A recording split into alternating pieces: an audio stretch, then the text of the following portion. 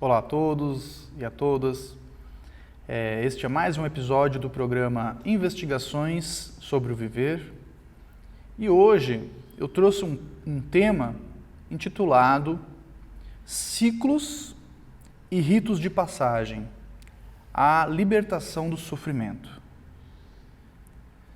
Inicialmente vamos procurar entender um pouquinho o que eu quero dizer com esse título e esse subtítulo.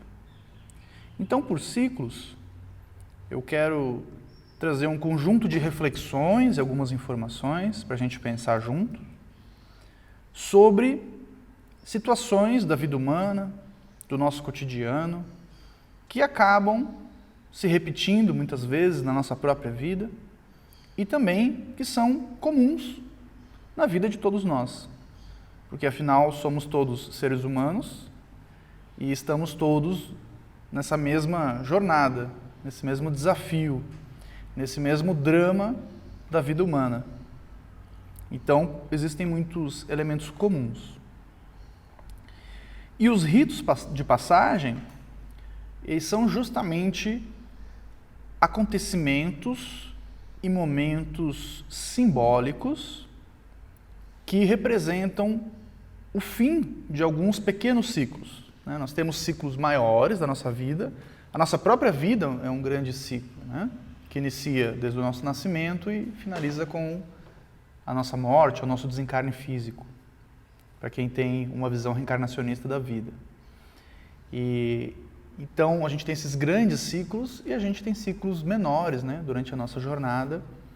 E a cada fim de um ciclo menor e o início de um outro, nós temos esse rito de passagem, seja ele de maneira formal, algum rito desenvolvido pela nossa cultura, ou não, ou seja, simplesmente algo simbólico, algo que fica marcado na nossa vida, mas que não necessariamente tem um ritual organizado para representá-lo. E com a libertação do sofrimento, o que eu quero dizer é que,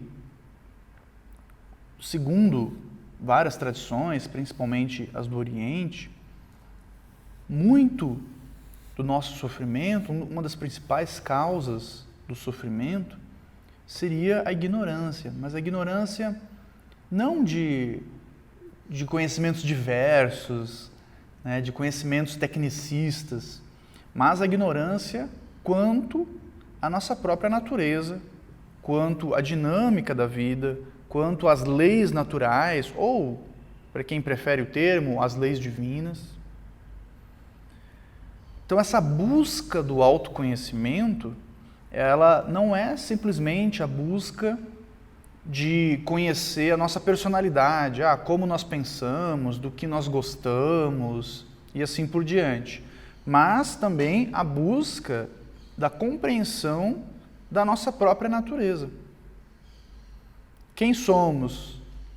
Da onde viemos? Para onde vamos? As perguntas basilares que conduzem a humanidade desde sempre. Então, quanto mais nós soubermos, ou ao menos refletirmos e buscarmos algum grau de compreensão quanto à nossa própria natureza e à nossa própria jornada, acredito, e assim dizem muitas tradições, que isso nos levaria a uma libertação do sofrimento, ao menos de maneira parcial. Então, quanto mais nós compreendermos a dinâmica da vida, menos nós iremos nadar contra a maré, mais nós iremos buscar a harmonia com essas forças da natureza, com a nossa própria natureza, a natureza do nosso corpo físico, a nossa natureza interna. É assim para muitas questões de saúde, por exemplo. Quando nós compreendemos o funcionamento do nosso corpo, quando passamos a selecionar melhor os alimentos que consumimos, muitos processos internos são harmonizados. Nós temos mais vitalidade, mais saúde e assim por diante. E o mesmo ocorre para outras leis naturais, que eu farei aqui comentários, obviamente. Claro que eu não vou trazer nenhuma fórmula infalível de 10 passos para a libertação do sofrimento, não é esse o objetivo, né? Não trazer nada falacioso nesse sentido, né? Mas trazer reflexões sobre a nossa própria vida de maneira geral, né? Segundo algumas tradições do Oriente, uma outra causa do sofrimento é justamente o nosso desejo, que está, junto com esse desejo, está um sentimento de apego, de que a nossa vida continue como está. Nós sempre temos essa inclinação, talvez por medo. O novo sempre é o desconhecido, né? Nós temos medo, o ser humano naturalmente tem medo daquilo que não conhece. Existe até o ditado popular, né? Dos males é melhor o conhecido do que o desconhecido, porque o mal conhecido a gente sabe lidar com ele. Então, muitas vezes nós nos apegamos inclusive ao nosso próprio ciclo de sofrimento, falando em ciclos, né? Mas, trazendo para uma questão mais universal da vida de todas as pessoas, quando nós estamos na infância, por exemplo, nós nos apegamos àquela situação, àquele momento da nossa vida. Então nós gostamos de viver sem preocupação, nós gostamos da segurança do nosso lar, com os nossos pais presentes, e assim por diante. Gostamos dos nossos amigos, nossos vizinhos, nossa vizinhança, a casa que a gente nasceu e foi criado. Então a gente desenvolve um sentimento que não necessariamente é ruim, né? Um sentimento gostoso, né? Que nos faz nos sentirmos bem, aquele sentimento nostálgico, não tem problema nisso. O grande problema é que a vida, ela continua nos levando adiante. Então, cada ciclo, ele encontra o seu fim, ou ao menos uma renovação.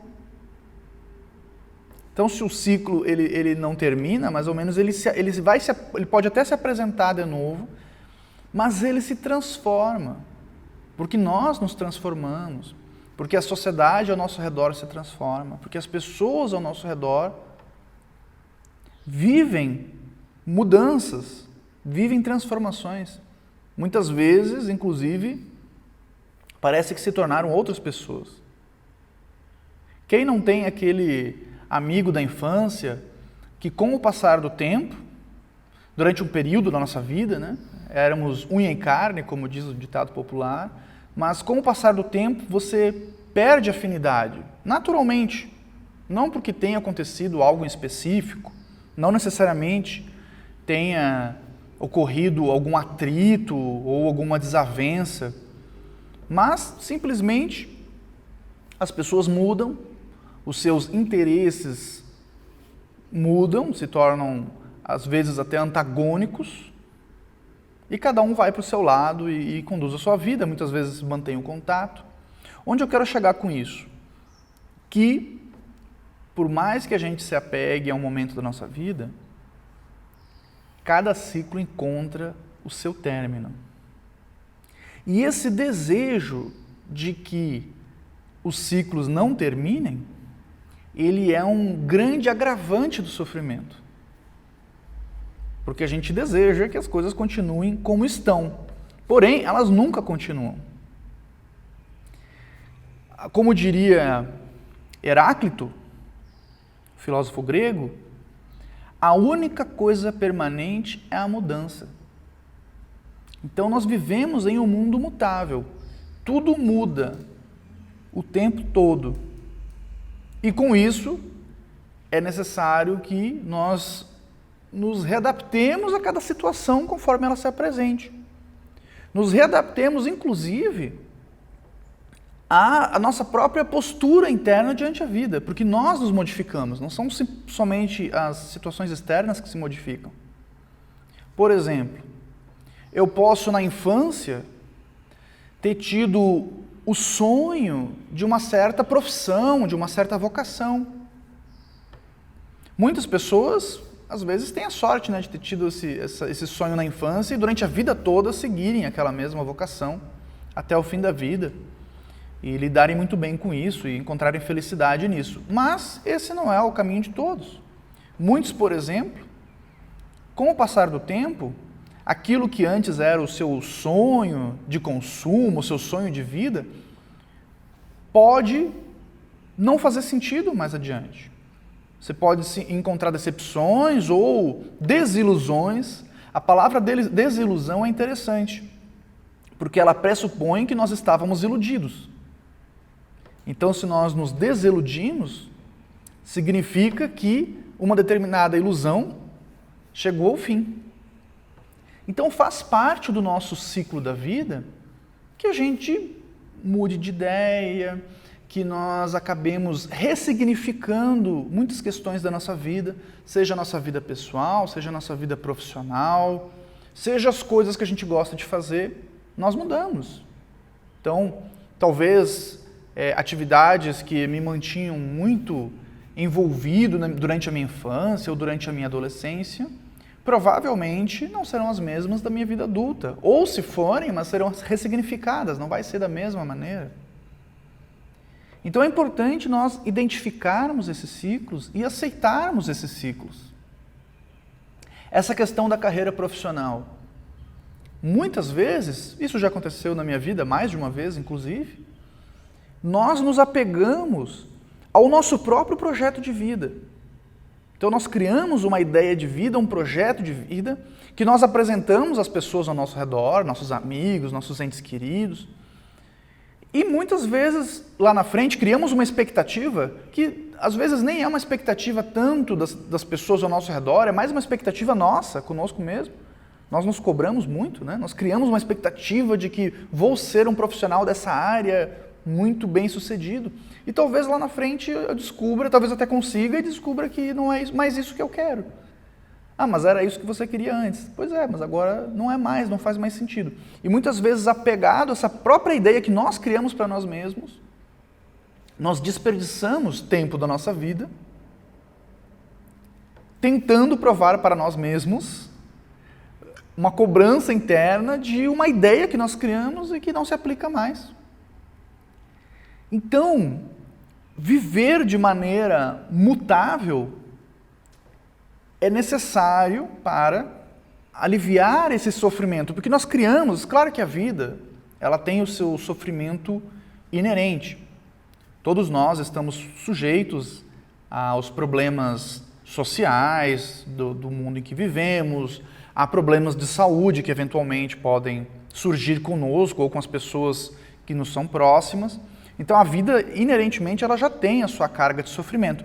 Porém, o que acontece quando nós não compreendemos esses ciclos, não aceitamos os recomeços, o ressignificado da nossa vida constantemente, é que nós acabamos atribuindo uma carga extra de sofrimento desnecessária. Uma carga psíquica e uma carga emocional. O que vai afetar a nossa saúde e outras questões da nossa vida, né? Nosso corpo. Então, existem, né, por exemplo, as doenças psicossomáticas. Então, talvez a questão não seja a libertação do sofrimento como um todo, mas ao menos evitar criar sofrimento extra, uma carga extra na nossa vida, desnecessária e que não existe motivo nenhum. Muitas vezes o motivo é só mesmo uma ideia que nós criamos e que, por alguma razão, a gente insiste em tentar sustentar, mesmo depois que ela já perdeu sentido. Existe um simbolismo no budismo, principalmente, que fala sobre a vida humana, claro que numa ótica reencarnacionista nesse caso, mas nós podemos assimilar ela, mesmo quem não tem esse tipo de visão, que é a roda do Sansara. Então a roda do Sansara, ela seria esse próprio ciclo da vida.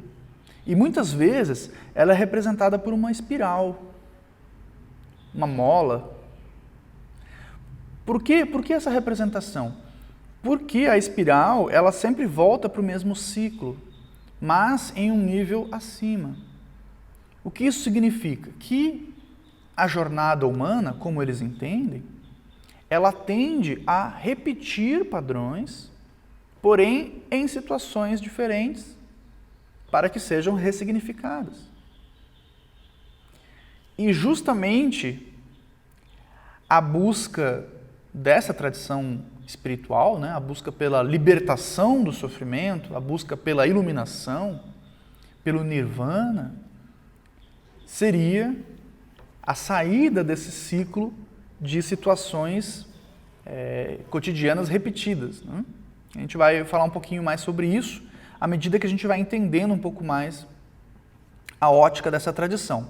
Também diz o budismo que a nossa personalidade ou a nossa individualidade seria falsa.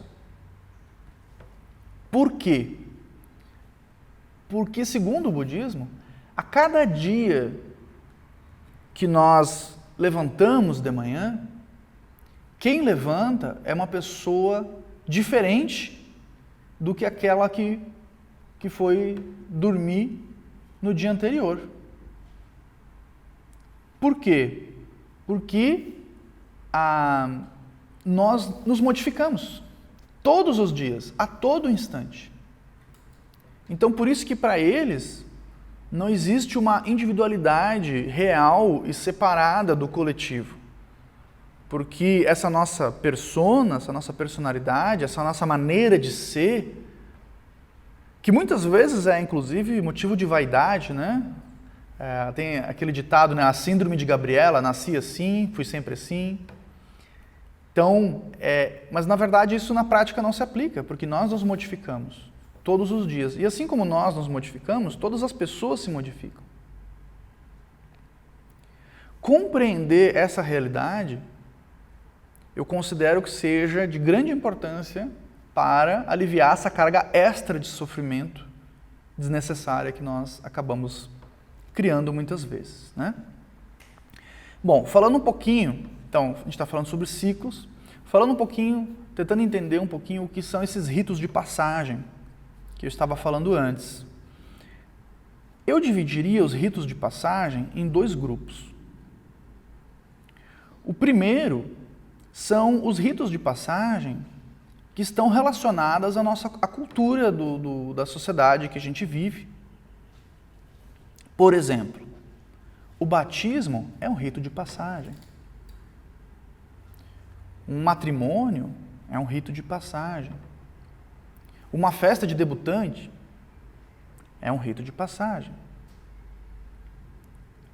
E existem outros, né? Então, uma formatura é um rito de passagem. Então, esses são ritos de passagem para o qual a nossa cultura, ela criou ao longo do tempo, e claro que se modifica com o passar do tempo, mas criou toda uma ritualística, toda uma organização para que eles sejam pontos de divisória na nossa vida.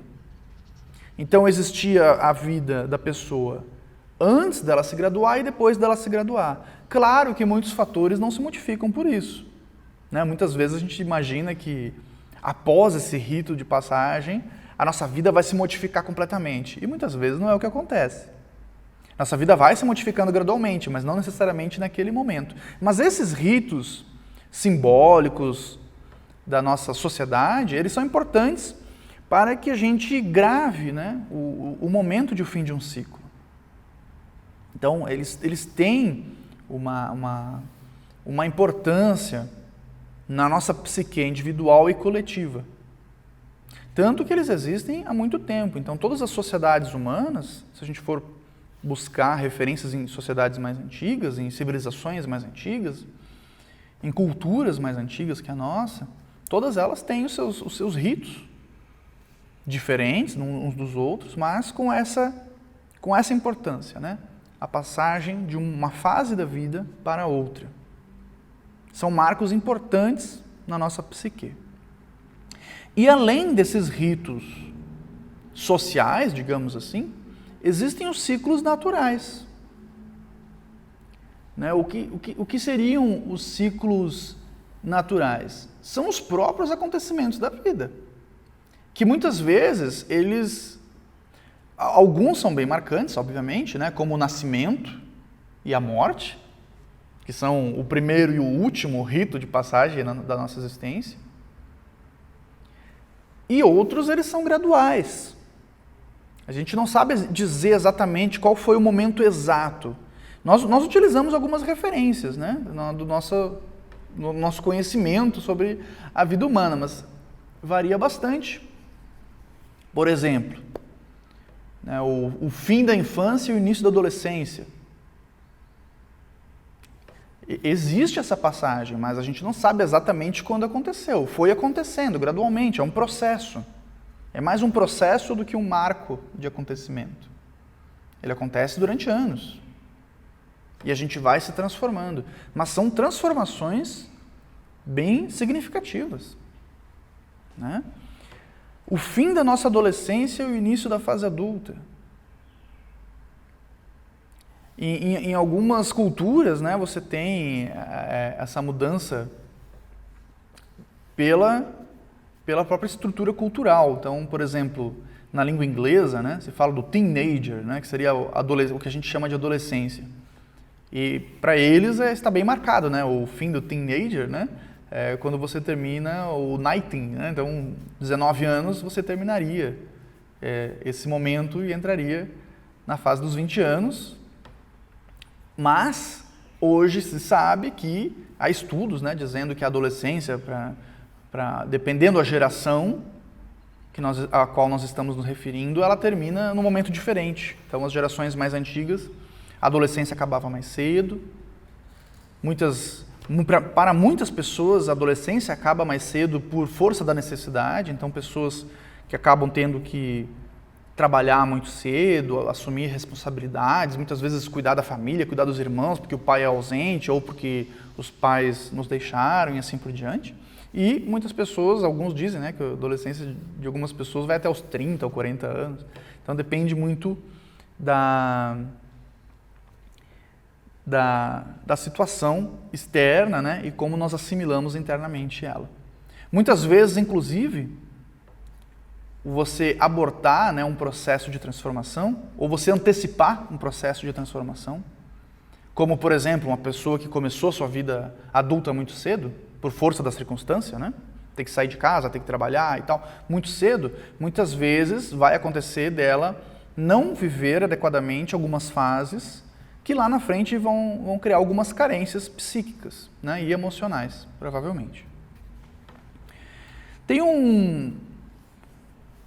uma entrevista do Joseph Campbell pelo Bill Moyers. Eu até tenho o DVD, adquiri num sebo, eu até tenho ele aqui comigo, e encantador, né?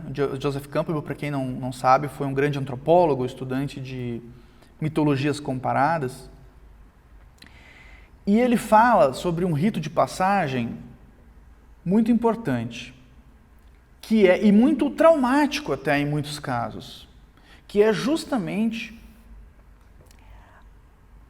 o final da nossa adolescência ou da nossa infância, porque a adolescência, na verdade, é a passagem, né? Nós temos a nossa infância e a nossa vida adulta. E toda a nossa adolescência é a passagem de um ponto de partida até o ponto de chegada. Embora a gente não saiba dizer exatamente quando aconteceu um e quando aconteceu o outro. E o Campbell, ele descreve de maneira até um pouco dramática, talvez, essa transformação, mas eu achei bastante didática.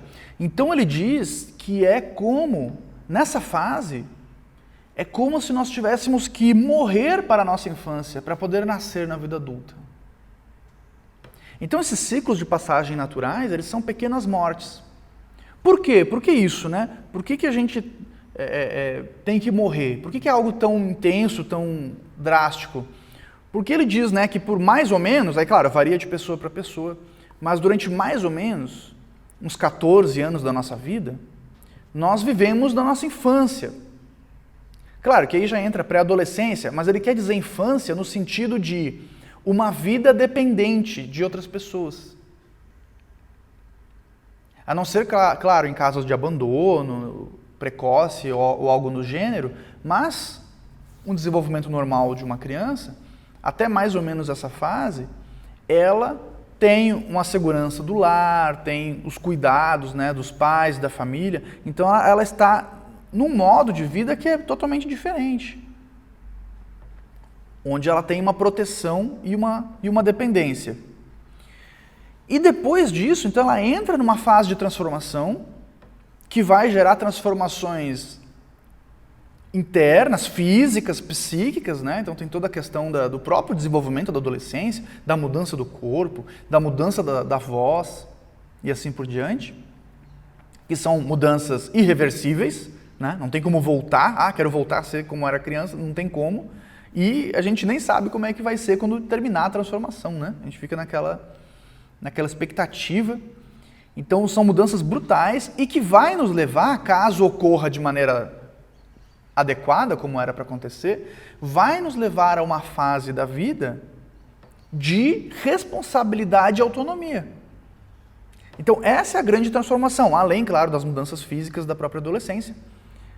É você sair de uma fase de dependência e entrar numa fase de independência, de autonomia, de responsabilidade. Isso, claro, quando os ciclos e esses momentos de passagem ocorrem de maneira adequada. Tem pessoas que nunca saem, né, dessa fase de dependência, não conseguem se tornar adultos independentes. Provavelmente por processos desse ciclo que se desenvolveram de maneira não tão adequada. Um outro rito de passagem natural que eu poderia destacar seria a paternidade ou a maternidade.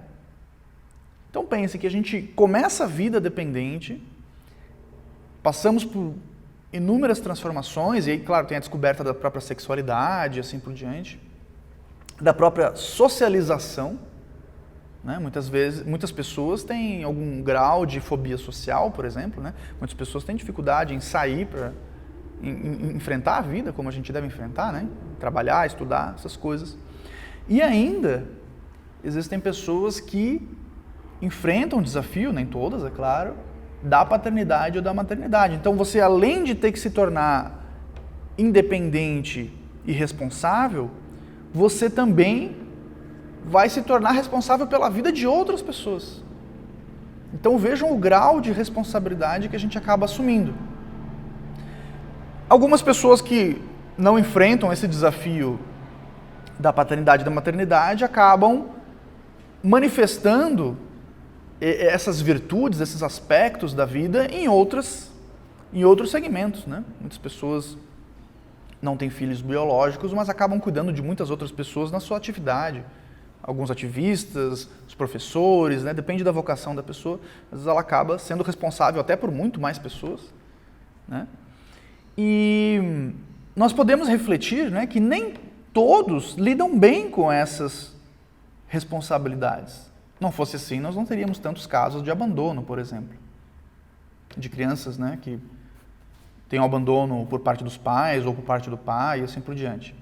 Ou que têm criações não adequadas, né, sujeitas à violência e outras questões que não vem ao caso detalhar no momento, mas nós sabemos que tudo isso existe. Então, isso nos demonstra que nem todos conseguem se preparar para esses momentos. Então, vejo como é importante nós, primeiro, termos algum grau de compreensão da dinâmica da vida humana, identificarmos quando cada etapa, quando cada ciclo está ocorrendo, aceitarmos cada ciclo e aceitarmos o fim dele. Há acontecimentos da nossa vida que são inevitáveis e que a gente fica tentando evitar, né, encarar essas novas fases e muitas vezes ninguém nos preparou para elas e muitas vezes nem tem como nos prepararmos, né? São questões da vida que a gente só vai conseguir se adaptar vivendo aquela fase. Então, acontecimentos inevitáveis. Por exemplo, um que é difícil para muitas pessoas, acho que para todos nós, né? Ninguém nos preparou, por exemplo, para continuar vivendo o que eu digo com entusiasmo, né? Buscando as nossas coisas, né? Nossa qualificação profissional, pessoal, acadêmica, após a partida dos nossos pais, por exemplo.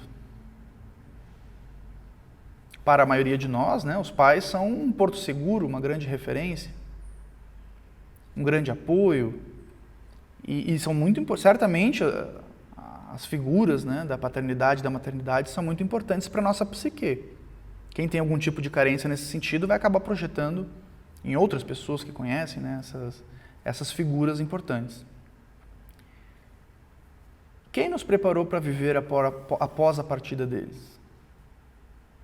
Alguém realmente está preparado para isso? Claro que continuaremos vivos, mas encarar a vida, né, encarar os desafios da vida após essa ausência. Então é algo que talvez não seja tão simples, né, quanto falar a respeito. Exige, todas as situações que estou relatando, né, elas exigem um grande grau de resiliência da nossa parte. O que é resiliência, né? O que seria essa resiliência? Seria a adaptação, a readaptação a cada etapa da vida, a cada nova configuração da vida e do mundo, da sociedade, quando ela se apresenta. Muitas, inclusive, não fazem parte do nosso ciclo natural, né? Mas podem ser acontecimentos da sociedade que nós fazemos parte. Por exemplo, a mudança de algum regime político, uma crise nacional, uma crise internacional.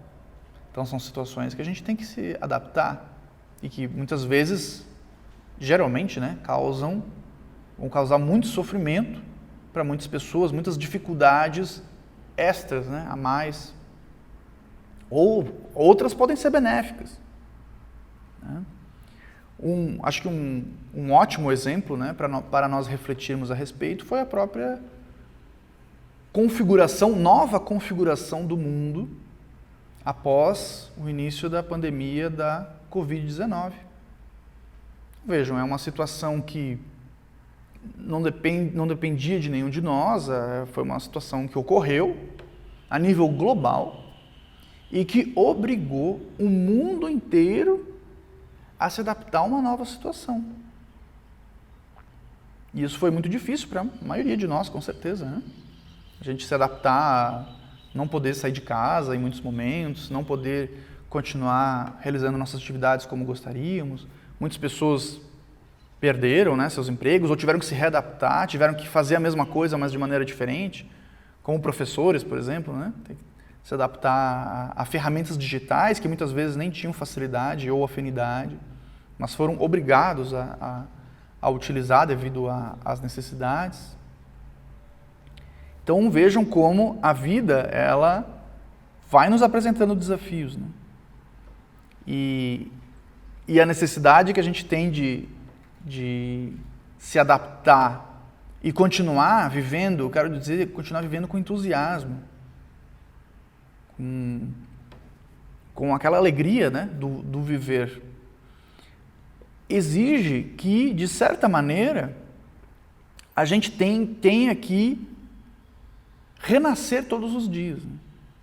É como se nós tivéssemos que renascer todos os dias e, em algumas fases, nesses ritos de passagem, renascer de maneira como a fênix, né? O símbolo da fênix na mitologia, que renasce das próprias cinzas. Então, muitas vezes essa ressurreição, que aparece em vários mitos, né? Em várias tradições tem essa simbologia do renascimento, de você voltar uma nova pessoa, melhorada, né? Mais adequada. Muitas vezes a gente tem que aplicar quase que literalmente na nossa vida. Né? Internamente, psicologicamente, emocionalmente, a gente tem que deixar de ser uma coisa para se tornar outra. Inclusive, na antiguidade, a serpente é um símbolo muito conhecido de sabedoria, justamente pela troca de pele. Então, a serpente ela acaba se despindo da sua própria pele para renascer de maneira diferente, né? Existem outros animais muito utilizados para simbolismos, né, de transformação, como a borboleta, né, que deixa de ser larva, ganha asas, fica linda, maravilhosa. Então, tudo isso são, simbolicamente, representações alegóricas de processos internos que muitas vezes não são tão sutis. Né? Muitas pessoas, não sabendo lidar com essas transformações, aplicando, como eu disse antes, aquela carga extra de sofrimento a questões externas que já provocam sofrimento, né? Exemplo da pandemia, ainda aplicamos carga extra de ansiedade, que pode acarretar quadros onde a pessoa fica deprimido e pode desenvolver doenças, né, psíquicas, emocionais, que podem durar muito tempo.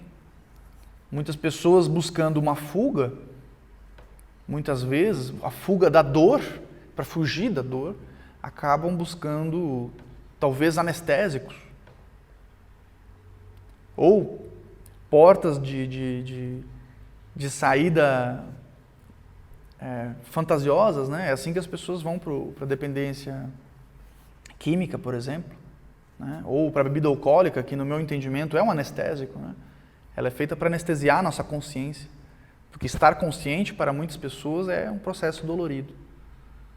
Então vejam a capacidade, a força interna que nós temos que ter, e nós encontramos nas tradições, simbolicamente, esses heróis, né, como no Bhagavad Gita, por exemplo, né, o Arjuna, ele fica hesitante se deve ir para a guerra ou não, e ele é incentivado, né, pelo seu instrutor espiritual, ali, o Krishna, que pode ser entendido como uma própria motivação interna, uma sabedoria interna, a continuar lutando. Né? E a grande batalha é a nossa própria vida. Né? Em outras tradições teremos outras figuras que representam isso. Então a pessoa lá que é devota a Arcanjo Miguel, a São Jorge, por exemplo, né? Aquele simbolismo de força, de guerreiro indestrutível, invencível, na verdade é um simbolismo de uma força interna que todos nós temos que encontrar para cumprir a nossa jornada nesse mundo da melhor maneira possível. Muitas pessoas são descritas como tendo uma espécie de luz interior. Né? Algumas pessoas dizem, o fulano é luminoso, uma pessoa iluminada. Nós não sabemos descrever bem o que definiria aquela pessoa sendo dessa maneira. Mas, geralmente, é uma pessoa com um entusiasmo natural, interno, né? Uma força interna, ou uma força espiritual, para quem prefere usar esse termo, que está na pessoa e que acaba naturalmente, talvez através de algum processo magnético, né? Acaba atraindo, magnetismo, acaba atraindo as pessoas que estão ao redor. As pessoas se sentem bem na presença daquela outra pessoa. Então vejam que iluminação espiritual, luz espiritual, ela não é necessariamente algo que a gente não pode enxergar, alguma coisa muito visual, né? Mas elementos de como a pessoa conduz a sua própria vida.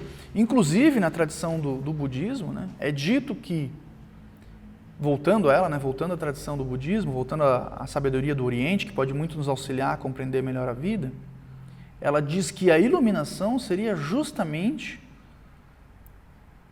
adquirir um estado de plena felicidade no momento que a gente está vivendo, né? Que é o único momento que existe. Então, você encontrar esse estado de plena felicidade, de pleno contentamento interior.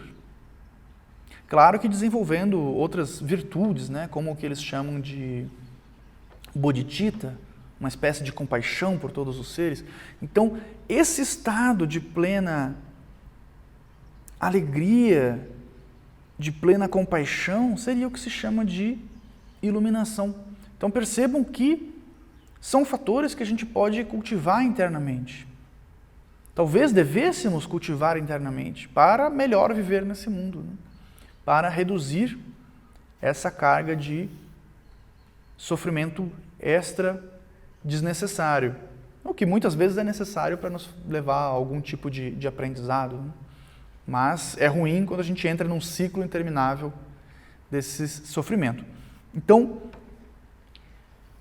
essa alegria de viver e esse foco no momento presente, que nos diz as tradições e nos diz também, né, estudos acadêmicos, que é o único momento que existe. Porque o passado, o que é o passado, se não mais do que memórias, né? E memórias, claro que são importantes, a gente tem que muitas vezes revisar o nosso passado, até para ter uma melhor compreensão do nosso presente, planejar nosso futuro, como dizem, mas pode também acarretar em ciclos de carga extra de sofrimento. Quantas pessoas que já não ficaram se martirizando psicologicamente, emocionalmente, por alguma lembrança do passado?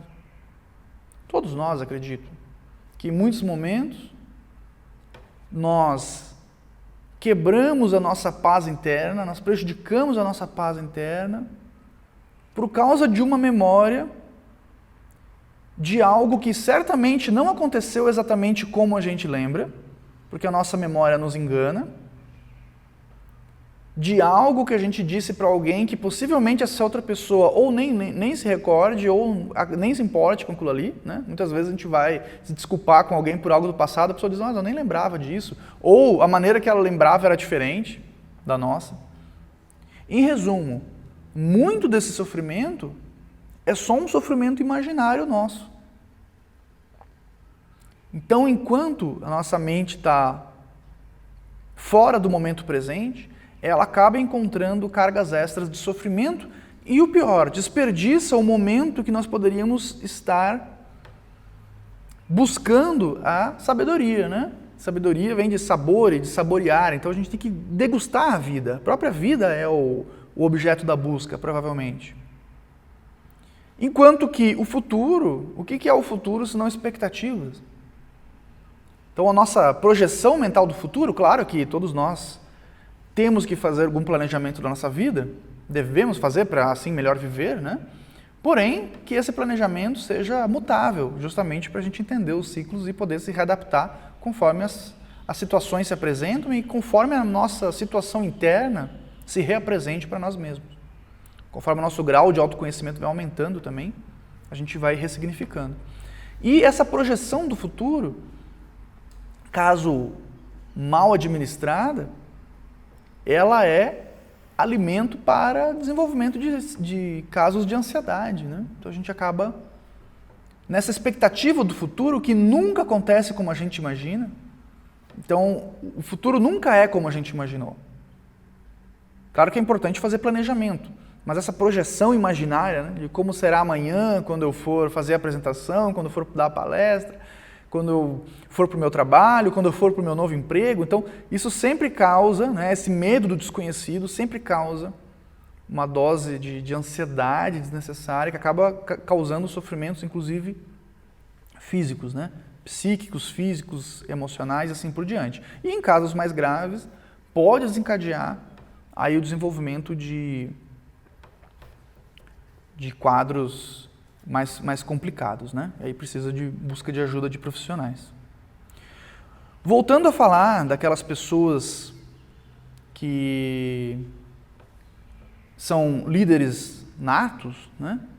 Essas pessoas que têm esse entusiasmo natural, essa luminosidade natural, que não significa que essas pessoas não tenham seus ruídos, né?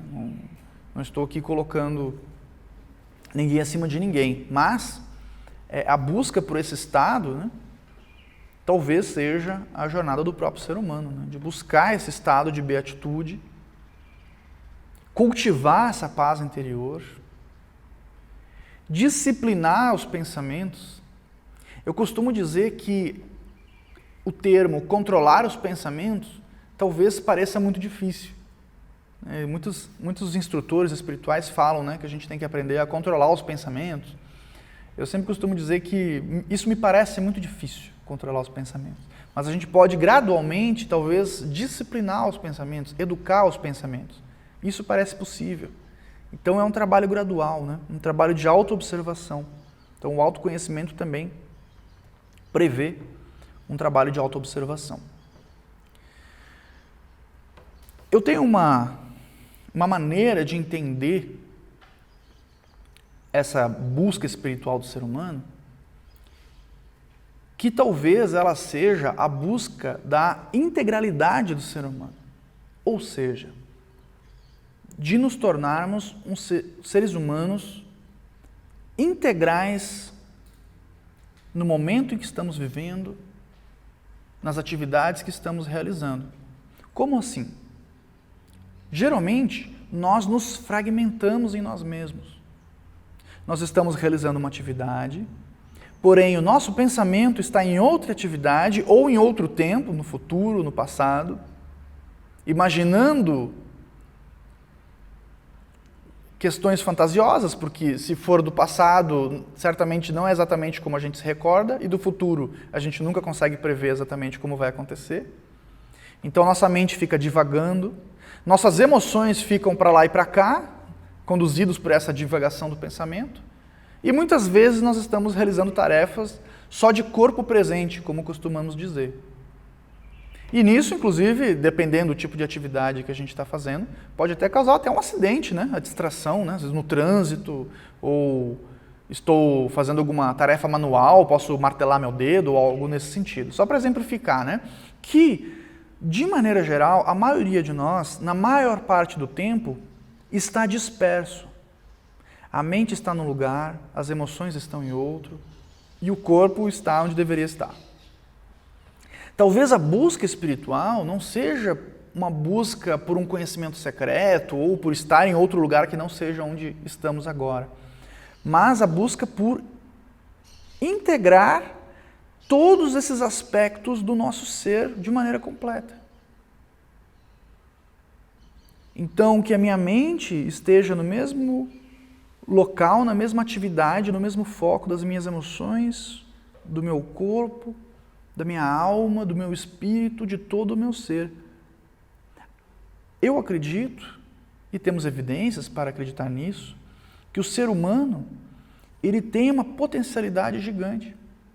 E a gente pode observar isso em grandes feitos, né, de figuras históricas, que realizam proezas, muitas vezes até difíceis de acreditar, de tão difíceis que parecem, né?